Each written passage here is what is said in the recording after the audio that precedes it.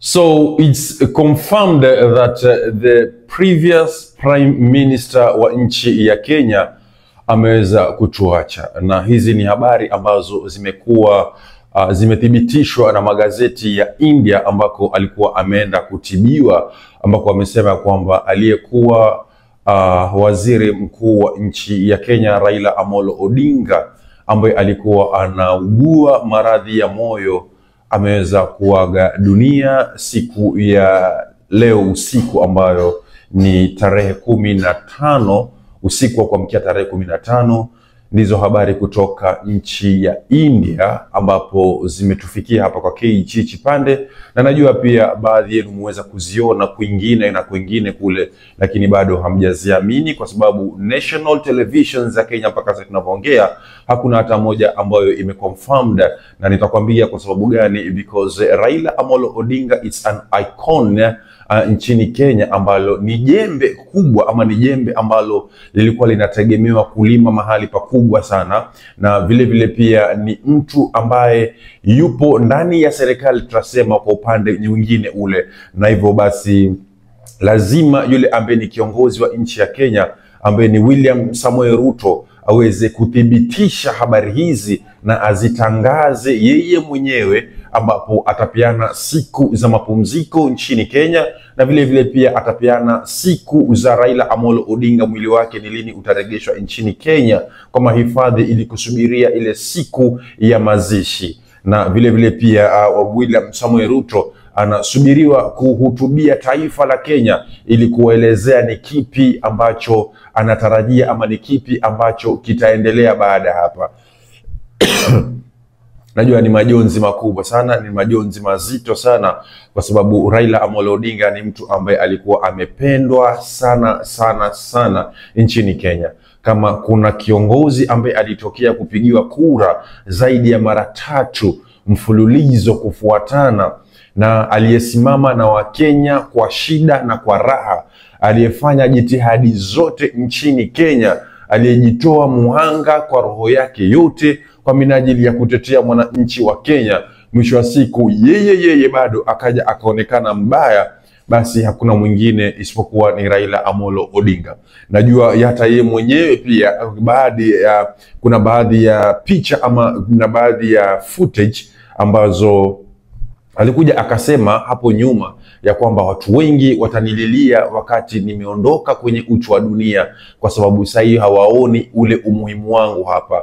Kikweli kabisa tunaweza kuona kwamba ni kigogo ambaye alizuia serikali hata wakati hayupo ndani ya serikali. Yani alikuwa kiongozi ambaye alikuwa anaogopewa ndani ya nchi ya Kenya na wale viongozi wote ambao walikuwa wameidhinishwa kuwa viongozi wa nchi ya Kenya. Na vile vile pia itabaki ya kwamba Raila Amolo Odinga ndio kiongozi peke yake nchini hapa ambapo aliweza kujiapisha mwenyewe kama rais wa nchi ya Kenya, ambapo alisema kwamba alikuwa amechaguliwa na wananchi wa Kenya, lakini kwa sababu ameibiwa kura na ile state imeweza kumgeuka, basi akajiapisha na kujitangaza ya kwamba yeye ndiyo mwananchi ama yeye ndiyo kiongozi rais wa wananchi Kenya. Vile vile pia Raila Amolo Odinga tukumbuke ya kwamba ndio kiongozi peke yake ambapo hakuna rais yoyote ambaye ameweza kuhudumu ndani ya nchi ya Kenya pasi kutumia favor yake Raila Amolo Odinga.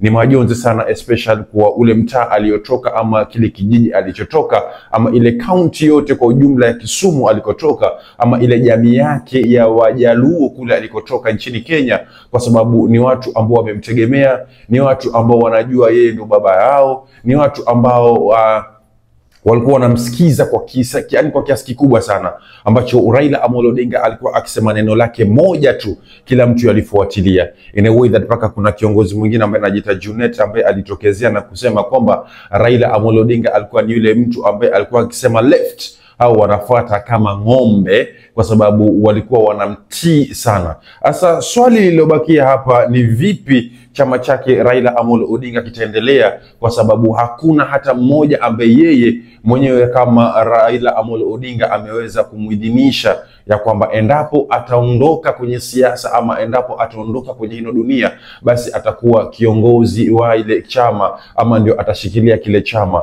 Wengine wanasema ni Oparanya, wengine wanasema ni Hassan Ali Joho, wengine wanatangaza watu wao ambao hata hawajulikani. Lakini kiswala zito ambalo lipo hapa ni je, yule Ruto, William Samoei Ruto naye pia vile vile ataweza kushikilia wale vijana wa Raila ama atawachilia kwa sababu yule jamaa wao ameenda? Je, jamii ya Wajaluo itapata nani wamuite baba yao kama walivyokuwa wakimuita Raila Amolo Odinga?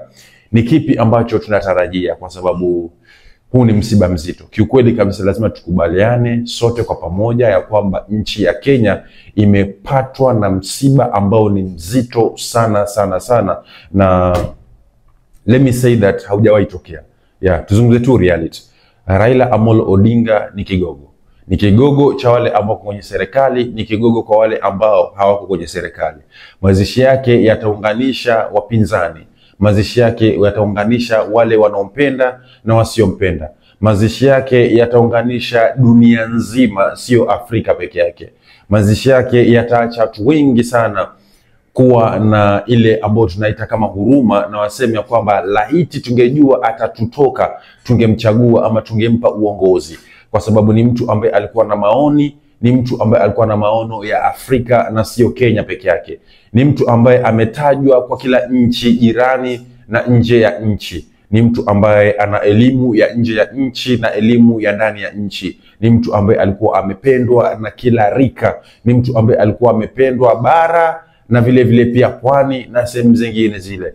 So tukubaliane sote kwa ujumla na tuseme kwamba Raila Amolo Odinga ameweza kutuacha baada ya kuishi kwenye hino dunia kwa takriban miaka 80, ambapo wengine walikuwa wanatarajia kwamba Raila Amolo Odinga atakuja atapigania uraisi kwa mara ingine tena.